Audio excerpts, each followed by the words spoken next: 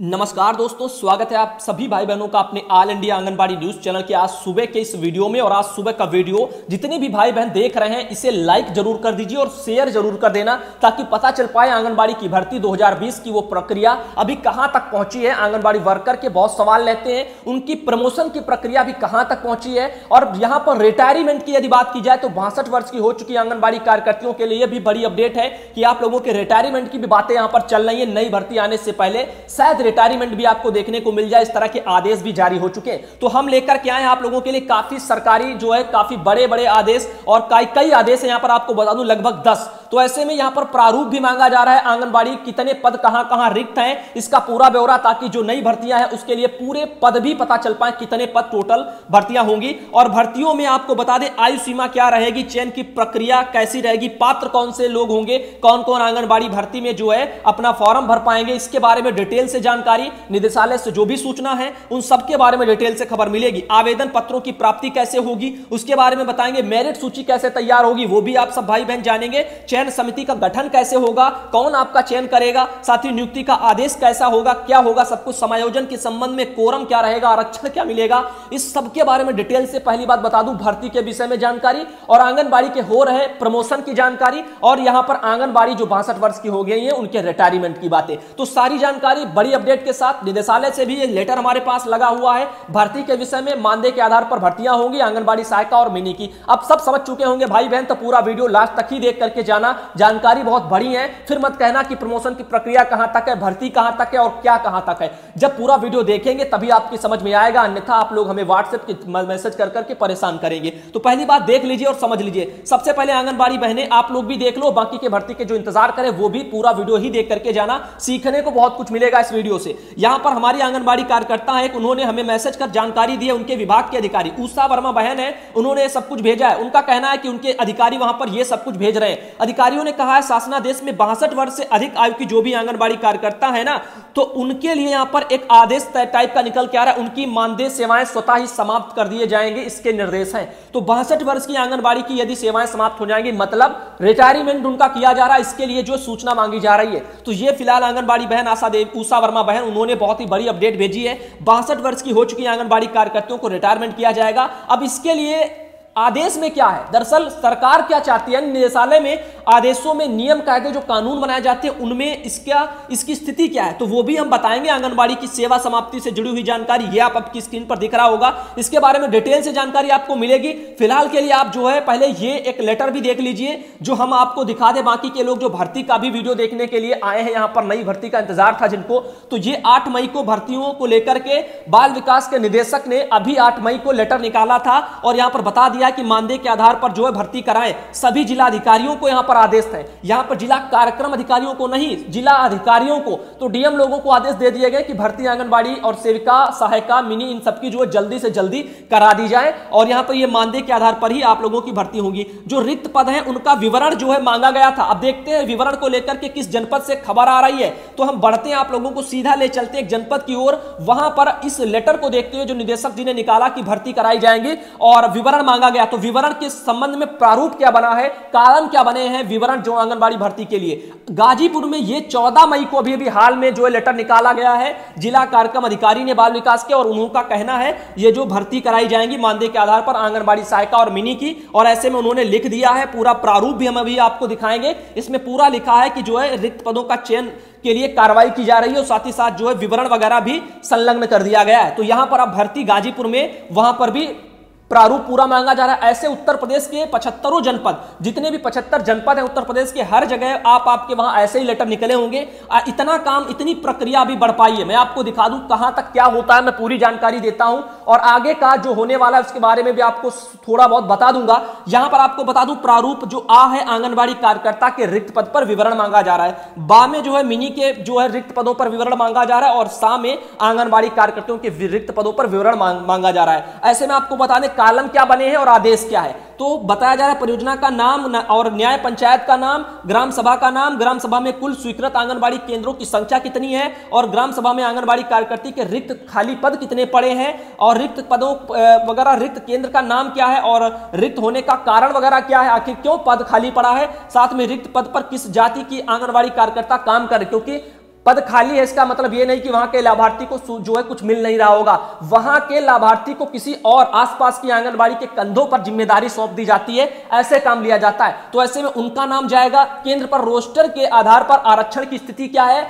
वो भेजी जाएगी, तो आरक्षण भी मिलेगा। आरक्षण के विषय में भी जानकारी बताऊंगा। सेम तरह ये कॉलम उनके लिए भी है, मिनी के भी लिए और सहायिका के लिए भी है। अब बात कर लेते हैं भर्ती की पद कितने हो सकते हैं। तो यहां पर पदों की संख्या बहुत ज्यादा देखने को मिलेगी, क्योंकि 62 वर्ष की बहुत सी आंगनबाड़ी वर्कर हो चुकी है और 75 जनपद हैं। ऐसे में बहुत से जनपदों में यदि रिटायर कर दी गई ना आंगनबाड़ी कार्यकर्ता, तो यहां पर और भी ज्यादा पद आप लोगों के लिए खाली हो जाएंगे। तो फिलहाल के जितना अभी एक्यूरेट डाटा आएगा, पूरे एक्चुअल जो कितने पद होंगे वो आपके, जब तक ये प्रारूप ऊपर नहीं जाएगा, भर करके नहीं जाएगा निदेशालय, तब तक आपके पूरे पदों की संख्या ऊपर से निकल के साफ साफ नहीं आएगी। तो अभी इंतजार कर लीजिए पूरे पद कितने, इस चीज को लेकर के अफवाहों से बचना। यूट्यूब पर आपको बहुत सी फर्जी की खबरें भी मिलेंगी, लोग बताएंगे जो है भर्ती के लिए आवेदन चल रहे हैं, 200-300 रुपए फीस जमा करो और ऐसे आवेदन कर लो। अभी आवेदन नहीं है, अभी प्रक्रिया के संबंध में बता रहा हूं कि प्रक्रिया शुरू कर दी गई है। अब जो भर्ती की जो प्रक्रिया है ना वो शुरू हो गई, इसको गति मिल गई है। अब जल्द से जल्द इन प्रक्रियाओं को आगे बढ़ाते हुए विज्ञापन भी जारी किए जाएंगे, लेकिन पहले विवरण मांगा जा रहा है कितने पद खाली हैं, क्योंकि जब तक पद का पूरा प्रारूप नहीं मिलेगा तब तक कितने पदों पर भर्ती निकाली जाए। ये देखिए यहां पर लिखा है रोस्टर के अनुसार आरक्षण जो है सामान्य के लिए 50%, अन्य पिछड़ा वर्ग के लिए 27% और अनुसूचित जाति के लिए 21% एवं जो है अनुसूचित जनजाति के लिए 2% ये अनिवार्य है। साथ ही आपको बता देंगे अभी आगे इसके बारे में क्या जानकारी है, और यहां पर आप लोगों को ले चलते हैं हम अगले लेटर की तरफ। ये लेटर देखिए, ये लेटर बहुत ही काम का और इसमें सारी जानकारी भर्ती की छुपी हुई आंगनबाड़ी वर्कर बहनों बता दें, आपको पूरी जानकारी छुपी हुई है। यहां पर सदाकांत है, प्रमुख सचिव उत्तर प्रदेश शासन।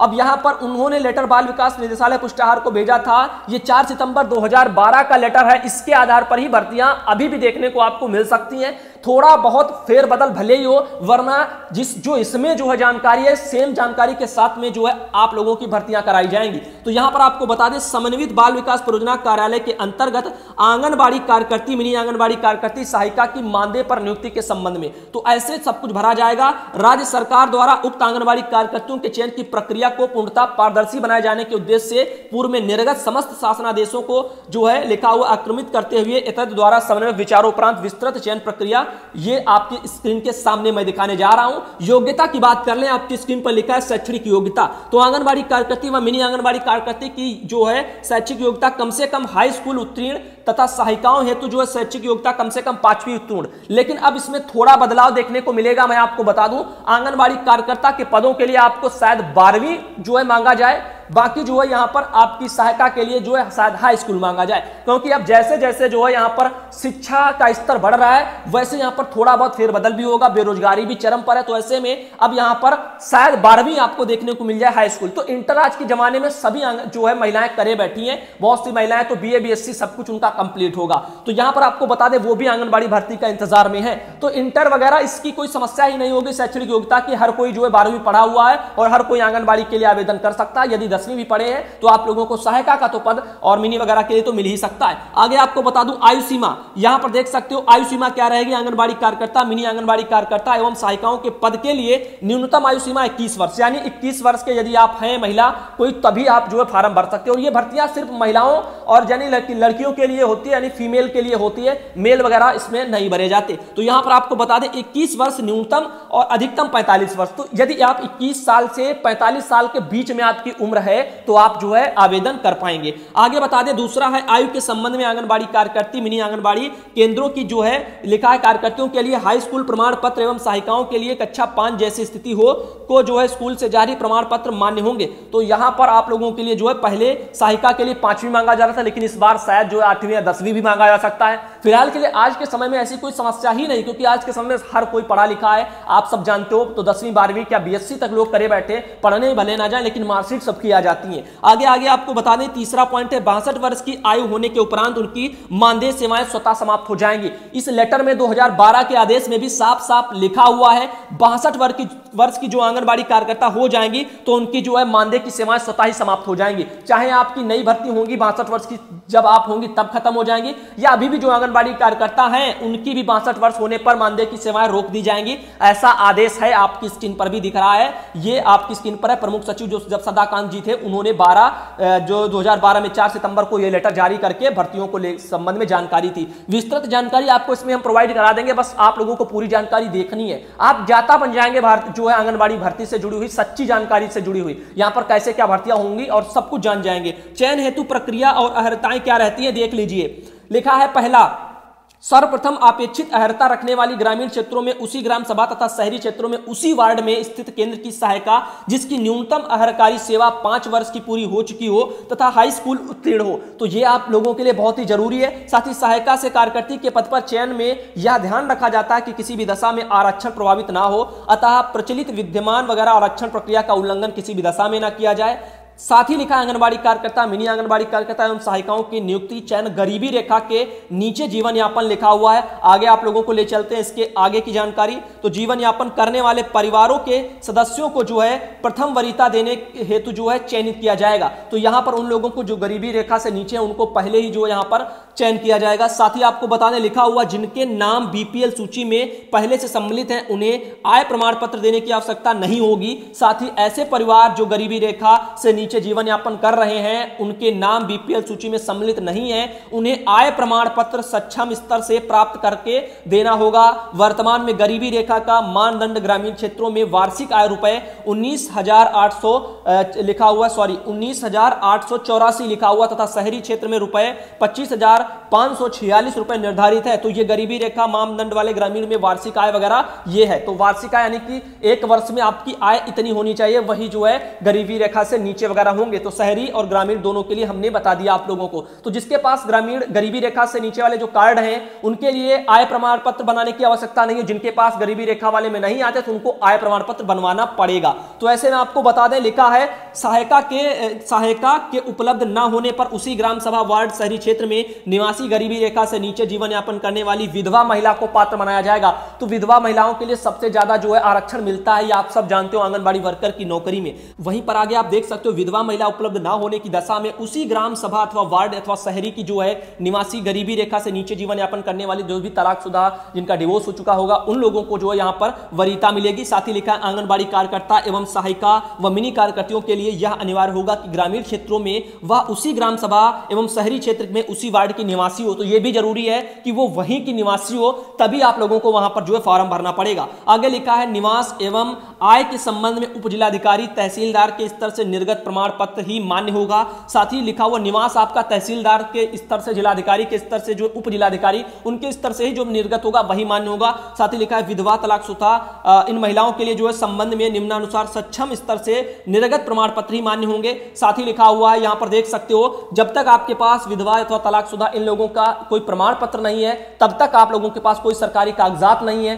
तब तक आप लोगों को जो है इसमें आप लोगों को नहीं मिलेगा। यानी कि ऐसे ही नहीं कह देंगे, दावा ठोकेंगे कि हम ऐसे हैं हम वैसे हैं तो हमें लाभ मिले। जब तक आपके पास इन चीजों को लेकर के कोई यहां पर निर्गत कोई जो है यहां पर संबंध में कोई पत्र भी होना चाहिए, प्रमाण पत्र टाइप का। साथ ही बता दें गरीबी रेखा से नीचे जीवन यापन करने वाली महिला के उपलब्ध न होने की दशा में गरीबी रेखा से ऊपर जीवन यापन करने वाली महिलाओं के चयन किए जाने पर विचार किया जाएगा, तभी उन पर विचार किया जाएगा। यदि ग्राम सभा में उपरोक्त किसी भी श्रेणी के पात्र अभ्यर्थी उपलब्ध नहीं होता है तो संबंधित न्याय पंचायत में से उपरोक्तानुसार श्रेणीवार चयन किया जा सकता है। तो ऐसे में आप देख सकते हो उसके बाद जो है बाकी लोगों को चयन का मौका मिलेगा। लेकिन जब आप सब देखते हो हमारे यहाँ उत्तर प्रदेश हो या अन्य अन्य राज्यों में हो, यहाँ पर धांधली चलती है, पैसा फेंको तमाशा देखो, यानी पैसा दो और नौकरी लो। तो ऐसे में आपको बता दें यहाँ पर हो सकता है उन पात्र महिलाओं को जो विधवा है, जो तलाकशुदा है, इन लोगों को मौका बाद में मिले, बाकी लोग जो है अपना सोर्स पौवा लगा करके पहले ही मौका ले लें। आगे बताना चाहेंगे आवेदन पत्रों की प्राप्ति कैसे होगी। आंगनबाड़ी कार्यकर्ती, मिनी आंगनबाड़ी कार्यकर्ती एवं सहायिकाओं के पदों हेतु आवेदन पर जिलाधिकारी कार्यालय अथवा मुख्य विकास अधिकारी कार्यालय अथवा जिला कार्यक्रम अधिकारी कार्यालय अथवा खंड विकास अधिकारी कार्यालय से प्राप्त किए जाएंगे। आवेदन पत्र का प्रारूप जो है विभाग की वेबसाइट पर भी अपलोड किया जाएगा, उसके लिए भी आप लोगों को सूचना मिल जाएगी। साथ ही आंगनबाड़ी कार्यकर्ती, मिनी आंगनबाड़ी कार्यकर्ती एवं सहायिकाओं के रिक्त पदों से संबंधित आवेदन पत्र का प्रारूप हिंदी के जो है प्रतिष्ठित और बहुप्रसारित 2 समाचार पत्रों में प्रकाशित कराए जाएंगे जो स्थानीय स्तर पर जो है पढ़ा जाता हो। साथ ही लिखा है जिस ग्राम सभा में रिक्त पदों के विरुद्ध चयन हेतु विज्ञापन दिया जाए उससे संबंधित ग्राम प्रधान को भी सूचित वगैरह किया जाएगा। साथ ही आपको बता दें आवेदनकर्ता द्वारा आवेदन पत्र के साथ 25 रुपए डाक टिकट भी लगेगा, लिफाफा भी साथ में, जिस पर अभ्यर्थी का पूरा पता उल्लेखित हो, जमा करना वो आप लोगों के लिए अनिवार्य होगा। साथ ही आप लोगों को ले चलते हैं आगे, यहां पर देख सकते हो आवेदन का जो है लिखा हुआ है, आवेदक का आवेदन पत्र प्राप्त करने के लिए जिला कार्यक्रम अधिकारी कार्यालय में एक निश्चित पटल की व्यवस्था की जाएगी। इस पटल पर नामित कर्मचारी द्वारा आवेदन पत्र को प्राप्त कर आवेदन पत्र की प्रक्रिया जो प्राप्त रसीद पर अपने हस्ताक्षर, पूरा नाम व कार्यालय की मुहर अंकित की जाएगी। आवेदन पत्र प्राप्त करने वाले जो है कार्मिक का नाम कार्यालय को जो है सूचना पट्टिका पर अंकित किया जाएगा, जिससे कि आवेदक को जो है अपना आवेदन पत्र प्राप्त करने में किसी भी प्रकार की असुविधा ना हो। प्रतिदिन प्राप्त होने वाले आवेदन पत्रों को एक रजिस्टर पर पूर्ण जो है विवरण सहित क्रमांकित किया जाएगा और विभागीय वेबसाइट पर अपलोड किया जाएगा, जिससे कि आवेदक जो है अपने आवेदन पत्र की चयन सूची में अपनी स्थिति की जानकारी भी ले सके। इस कार्य हेतु आवश्यकता अनुसार सर्विस जो है प्रोवाइडर की भी सुविधा ली जा सकती है। विज्ञापन की तिथि आवेदन पत्र प्राप्त हेतु 2 माह यानी कि 60 दिन का समय दिया जाएगा। तो आप लोगों को बता दें 60 दिन का समय मिलेगा, भर्ती जैसे ही शुरू होगी उसके बाद 60 दिन तक आप जो है यहां पर फॉर्म भर पाएंगे। इसके लिए भी यहां पर लिखा है 2012 के लेटर में बताया जा रहा आवेदन पत्र जो है प्राप्त होने के पश्चात 2 माह यानी 60 दिन में स्क्रूटनी, प्रोसेसिंग आदि कार्रवाई संपन्न करने का हुए चयन वगैरह किया जाएगा। तो आपने समझ लिया होगा 4 महीने आपके सिर्फ ऐसे ही लग जाएंगे। फार्म की डेट आएगी, आप फार्म भरेंगे, 60 दिन तक फार्म ही की डेट ही चलेगी। उसके बाद स्क्रूटनी यानी कि आपको जो संशोधन करना है, कुछ भी करना है, तो उसके लिए जो आप लोगों को दोबारा 60 दिन का मौका मिलेगा। अगले 60 दिन में आप वो भी कुछ कर पाएंगे। आगे आपको बता दें, यहां पर देख सकते हो, यहां पर लिखा है मेरिट सूची तैयार किए जाने की प्रक्रिया क्या रहेगी। लिखा है मेरिट सूची बनने के लिए आप लोग थोड़ा देख लीजिए, आप लोगों के लिए बहुत मेहनत कर रहे हैं। यहां पर लिखा है एक ही श्रेणी में एक से अधिक पात्र अभ्यर्थियों के उपलब्ध होने की दशा में सभी अभ्यर्थियों की मेरिट लिस्ट बनाई जाएगी, जिनमें हाई स्कूल प्रथम श्रेणी में उत्तीर्ण होने पर 3 अंक मिलेंगे, द्वितीय श्रेणी में उत्तीर्ण होने पर 2 अंक मिलेंगे और तृतीय श्रेणी में उत्तीर्ण होने पर 1 अंक मिलेंगे। तो जैसे ये हाई स्कूल के लिए, शेष कंडीशन इंटर के लिए भी है। इंटरमीडिएट यदि मांगा जाएगा, अर्हता इंटरमीडिएट रखी गई, पहले हाई स्कूल थी, इस बार शायद इंटर कर दी जाए। तो यदि इंटर की जाएगी तब भी फर्स्ट डिवीजन में आपको 3 अंक, सेकंड डिवीजन में आपको 2 अंक और थर्ड डिवीजन में आपको 1 अंक मिलेगा। साथ ही आपको बता दें, यहां पर लिखा हुआ है कि द्वितीय श्रेणी में उत्तीर्ण होने पर 2 अंक, ये आप देख सकते हो यहां पर लिखा है। इसी तरह इंटरमीडिएट प्रथम श्रेणी में भी उत्तीर्ण होने पर, यानी मांगा आपका इंटर भी जाएगा, इंटर में भी वही कंडीशन है। और इसके साथ ही स्नातक की परीक्षा प्रथम श्रेणी में उत्तीर्ण होने पर 3 अंक, द्वितीय श्रेणी में उत्तीर्ण होने पर 2 अंक, तृतीय श्रेणी में उत्तीर्ण होने पर 1 अंक प्रदान किया जाएगा। यानी यहां पर तो यह भी लिखा है कि यदि आप जो है ऊपर की भी मेरिट आपके पास यानी कि कागजात हैं या पढ़ाई किए हुए हैं, आप डिग्री वगैरह लिए हैं, आप देख सकते हो स्नातक की भी आपके पास डिग्री है, तब भी आपको अंक मिलेंगे। तो ऐसे में जिनका जो है इंटर से ऊपर पढ़ाई किए हैं तो उनके लिए ज्यादा लाभ मिलेगा, उनको अंक ज्यादा मिलेंगे, तो उनका मेरिट सूची में नाम ऊपर रहेगा। ऐसे में जो खाली इंटर है या इससे भी नीचे की पढ़ाई है तो उनके लिए आप सब समझ सकते हो यहां पर दिक्कतें जरूर खड़ी हो जाएंगी। और यहां पर ये आप देख सकते हो लिखा है समस्त परीक्षाओं के अंक जोड़ने के पश्चात मेरिट लिस्ट बनाई जाएगी। तो आपका अभी तक आप लोग सोच रहे थे सिर्फ जो इंटरमीडिएट लिया जाएगा, लेकिन यहां पर इस लेटर के माध्यम से आपने सीखा कि हाई स्कूल आपका इंटर और यहां पर आपका ग्रेजुएशन भी आप किए हैं, स्नातक यानी कि वो कुछ भी किए हैं, तो सबका नंबर जोड़ा जाएगा, सबकी टोटल मेरिट बनाई जाएगी। तो ऐसे में जिसके पास जितनी ज्यादा मेरिट है यानी जितनी ज्यादा डिग्रियां हैं उसका उतने ज्यादा अंक बन जाएंगे। लिखा है यदि 1 से अधिक अभ्यर्थी समान अंक प्राप्त करते हैं तो वरीयता अधिक आयु वाले अभ्यर्थी को दी जाएगी। यदि 1 से अधिक अभ्यर्थी के अंक और एवं आयु भी समान है तो अधिक शैक्षिक योग्यता रखने वाले अभ्यर्थियों को वरीयता दी जाएगी। साथ ही लिखा है चयन समिति का गठन, आंगनबाड़ी कार्यकर्ती, मिनी आंगनबाड़ी कार्यकर्ती और सहायिकाओं की भर्ती हेतु चयन के लिए शहरी ग्रामीण क्षेत्रों हेतु चयन समिति का गठन। इस तरह से समिति बनती है। समिति के बारे में भी आप जान लीजिए कौन चयन करता है। जिला अधिकारी द्वारा नामित जो है मुख्य विकास अधिकारी अथवा अपर जिला अधिकारी सहित वरिष्ठ प्रशासनिक अधिकारी उसके अध्यक्ष रहते हैं। लिखा है जनपद का जिला कार्यक्रम अधिकारी सदस्य सचिव रहते हैं। जनपद स्तरीय अनुसूचित जाति जनजाति की अच्छी ख्याति प्राप्त जिला स्तरीय जो आपके अधिकारी हैं वो भी सदस्य रहते हैं। जनपद स्तरीय अन्य पिछड़ी जाति का जो है अच्छी ख्याति प्राप्त जिला स्तरीय जो अधिकारी रहेंगे वो भी सदस्य रहेंगे। जनपद स्तरीय अल्पसंख्यक समुदाय की अच्छी जो भी उनके पास जो है वो भी आपके सदस्य रहेंगे। ये क्यों है कि तमाम जो आप लोग देख रहे हो जाति जनजातियों के लोगों को इसमें अधिकारियों को भी शामिल किया गया ताकि किसी के साथ भेदभाव ना हो, जो आरक्षण की बातें हैं ना वो भी आप लोगों को मिल पाए। और यहाँ पर संबंधित परियोजना का बाल विकास परियोजना अधिकारी भी आपका सदस्य रहेगा, तो आपकी परियोजना का बाल विकास परियोजना अधिकारी भी उसमें सदस्य रहेगा। साथ ही चयन समिति की बैठक भी होगी, उसके बारे में भी देख लीजिए। आंगनबाड़ी कार्यकर्ता, मिनी सहायिका और आशा आसान नहीं, सॉरी, यहाँ पर मिनी और सहायिका इनकी नियुक्ति जो है प्राधिकारी, जिला कार्यक्रम अधिकारी वगैरह होंगे। और लिखा हुआ अर्हताओं के बारे में भी इसमें बातें की दी गई हैं कि आधार पर जो है आवेदन पत्रों की निर्धारित योग्यता अर्हता के आधार पर टेंटेटिव वगैरह मेरिट वगैरह लिस्ट बनाई जाएगी। तो यहाँ पर देख सकते हो इसी कार्य में के लिए संबंधित वगैरह बाल विकास परियोजना अधिकारी सहयोग लें और इसमें सब कुछ वगैरह दिया गया, जैसा पूरी भर्ती जानी चाहिए, ईमानदारी के साथ में जो भर्तियां भी कराई जाएं। साथ ही लिखा हुआ इस प्रक्रिया पारदर्शी वगैरह भी से पूरी तरीके से इस प्रकार की पारदर्शी यानी कि प्रक्रिया इसका पूरा पालन भी होना चाहिए जो हमने सब कुछ बताया है। साथ ही लिखा हुआ 3 दिन के अंदर उनके नियुक्ति स्थल पर योगदान सुनिश्चित किया कराया जाए। तो यहां पर लिखा है कि नियुक्ति पत्र निर्गत करते हुए संबंधित अभ्यर्थी को 3 दिन के अंदर उनके नियुक्ति स्थल पर जो है योगदान सुनिश्चित कराया जाए। तो ऐसे में आप देख सकते हो पत्रावलियां मैंने दिखाई। अब नियुक्ति के लिए आदेश भी यहां पर कुछ लिखा हुआ है, तो आदेश में भी कुछ जानकारी है। तैनाती आदेश में स्वीकृत आंगन जो है केंद्र में मूल स्थान मूल स्थल पर भी उल्लेख होना चाहिए। ऐसे ही सब कुछ है, यानी ग्राम सभा वार्ड वगैरह इन सबको वहां पर जरूरत पड़ेगी। तो फिलहाल के लिए ये तो सब बात की बातें, ये सब आप लोगों को धीरे धीरे बताएंगे। समायोजन के संबंध में जानकारी देख लीजिए, समायोजन कैसे होता है। लिखा यदि किसी आंगनबाड़ी कार्यकर्ता, मिनी आंगनबाड़ी और सहायिका इनमें इनकी शादी के पश्चात उसकी ससुराल के ग्राम सभा, न्याय पंचायत, वार्ड, शहरी क्षेत्र में के अंतर्गत आंगनबाड़ी कार्यकर्ता, मिनी सहायिका का पद रिक्त है तो उसे भी उक्त के सापेक्ष समायोजित किया जाएगा। साथ ही देख लीजिए यदि कोई भी आंगनबाड़ी कार्यकर्ता, मिनी आंगनबाड़ी एवं सहायिका परस्पर समायोजित की जा सकती है तो इस संबंध में उनका जो प्रार्थना पत्र प्राप्त कर जिलाधिकारी का अनुमोदन प्राप्त करते हुए समायोजित किए जाने पर विचार किया जाएगा। और उस स्थिति में सुनिश्चित कर लिया जाए कि किसी भी दशा में आरक्षण प्रभावित नहीं हो रहे हैं। एक आंगनबाड़ी केंद्र पर एक ही परिवार की 2 महिलाओं की नियुक्ति आंगनबाड़ी कार्यकर्ता सहायिका के पद पर नहीं की जा सकती है। तो एक ही केंद्र पर एक ही परिवार से 2 लोगों की नियुक्ति बिल्कुल भी हो भी नहीं सकती। कोरम रहेगा, चयन समिति में किन्हीं 4 सदस्यों की उपस्थिति पर्याप्त होगी, किंतु उसमें अनुसूचित जाति, जनजाति, अन्य पिछड़ा वर्ग एवं अल्पसंख्यक समुदाय का प्रतिनिधित्व अनिवार्य होगा। जो सदस्य अनुपस्थित होगा उसका विवरण अंकित किया जाएगा। आरक्षण के लिए देख लीजिए, आरक्षण भी मिलेगा आंगनबाड़ी सहायिका, मिनी इनके लिए जो अनुसूचित जाति, अनुसूचित जनजाति, पिछड़ा वर्ग, विकलांग एवं स्वतंत्रता संग्राम जो सेनानी होंगे उनको भी मिलेगा। आश्रितों के लिए समय समय पर शासन द्वारा जारी आरक्षण से संबंधित भी शासनादेश लागू करवा दिए जाएंगे। जिन आंगनबाड़ी केंद्रों की कार्यकर्तियों और मिनी केंद्रों पर कार्यकर्तियों इनके चयन में जो है पूर्व कई बार चयन की कार्रवाई की जा चुकी है। आरक्षित वर्गों की पात्र भर्ती उपलब्ध न होने के कारण चयन की जो है कार्रवाई पूर्ण नहीं हो सकी है, उनमें अनुसूचित जाति, पिछड़ा वर्ग, ऐसे बहुत सी जानकारी लिखी हुई है। फिलहाल के लिए मैं थक गया हूं, आगे आपको बता दें हम और भी जानकारी यहां पर दिखा दें। ये सेवा समाप्ति के बारे में बहुत ही जरूरी है। लिखा यदि वर्तमान में कार्यरत कोई भी आंगनबाड़ी कार्यकर्ता, मिनी अथवा सहायिका, ये सहायिका लाभ के पद पर जैसे ग्राम प्रधान, उप प्रधान, ग्राम सभा सदस्य, क्षेत्र समिति सदस्य, जिला पंचायत सदस्य, नगर पालिका सदस्य और एवं सभासद, पार्षद एवं मेयर आदि पर निर्वाचित हो जाती है तो उसकी उक्त मानदेय सेवा जो है निर्वाचित घोषित होने के बाद यथा शपथ लेने की तिथि से स्वतः समाप्त कर दी जाएगी। इसके लिए अलग से नोटिस दिए जाने की बाध्यता आवश्यकता नहीं है।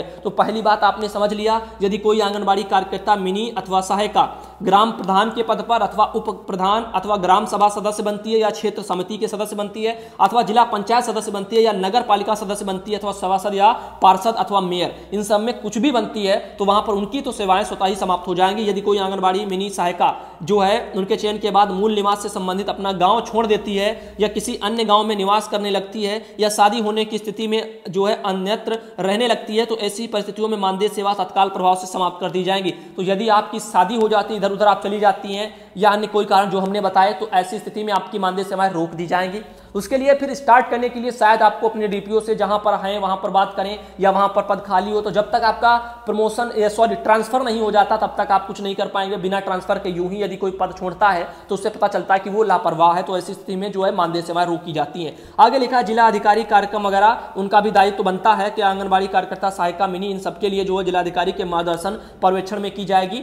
तो आगे आप लोगों को बता दें इन पर कड़ी नजर भी उनकी होगी, तो इसके बारे में पूरी जानकारी ऑल इंडिया ने आप लोगों को पहुंचा दी। अब मुझे लगता है आंगनबाड़ी भर्ती से जुड़ी हुई पूरी जानकारी आप लोगों को मिल चुकी होगी। ये अभी निदेशक महोदय का जो उत्तर प्रदेश में भर्ती कराने के लिए 8 मई को अभी हाल में लेटर आया है, उसी के संबंध में यहाँ पर रिक्त पदों पर विवरण मांगा जा रहा था। आगे आपको हम बता दें ये आंगनबाड़ी बहन ने भेजा था, आपकी उषा बहन, उनका कहना है कि 62 वर्ष की जो आंगनबाड़ी हो चुकी है उनको रिटायर करने के लिए भी बातें कही जा रही है। फिलहाल के लिए लेटर में भी मैंने आप लोगों को दिखा दिया 2012 वाले में, वहां पर भी लिखा है 62 वर्ष की यदि आंगनबाड़ी हो जाती है तो उनकी मानदेय सेवाएं रोक दी जाएंगी। तो ऐसे में उनको रोक दी जाएंगी, मतलब यही है कि उनको रिटायर ही सरकार करेगी और कोई भी आंगनबाड़ी यदि मानदेय ही ना मिले, मानदेय सेवाएं रोक दी जाए, तो कौन आंगनबाड़ी बहन चाहेगी कि वो बेकार में नौकरी करे? पहले से ही उनको कुछ नहीं मिल रहा है। तो फिलहाल के लिए अब शायद आप लोगों की भर्ती की प्रक्रिया आप लोगों की पूरी समझ में आ गई हो कैसे क्या है। प्रमोशन की बात कर लें आंगनबाड़ी के प्रमोशन की, तो वो भी धीरे धीरे कछुए की चाल से चल रही है। उसके लिए जैसे ही कोई आदेश आएगा वो भी दिखाएंगे। और प्रमोशन में भी सेम कंडीशन है, 1.5 लाख पद हैं और दावेदार जो है 1.5 लाख हैं, और दावेदार 1.5 लाख है, पद जो है 489 हैं। तो ऐसे में एक एक जिले में मात्र 6 या 7 लोगों का एक एक जिले में प्रमोशन होना है। अब आप लोग सोचें, तो ऐसे में सीधी भर्ती भी सुपरवाइजर की आनी है, इसका भी इंतजार कर लीजिए। आंगनबाड़ी का ही नहीं, सुपरवाइजर की भी भर्ती आएंगी, ये भी याद रखना। पहले प्रमोशन हो जाए, उसके बाद भर्ती के लिए सीधी भर्ती निकाली जाएगी। तो फिलहाल के लिए आंगनबाड़ी बहनों कैसा लगा आज का वीडियो? पसंद आया है तो लाइक करके जाना, चैनल को सब्सक्राइब करके जाना। बहुत टाइम लग चुका वीडियो बनाते बनाते, मैं थक चुका हूं।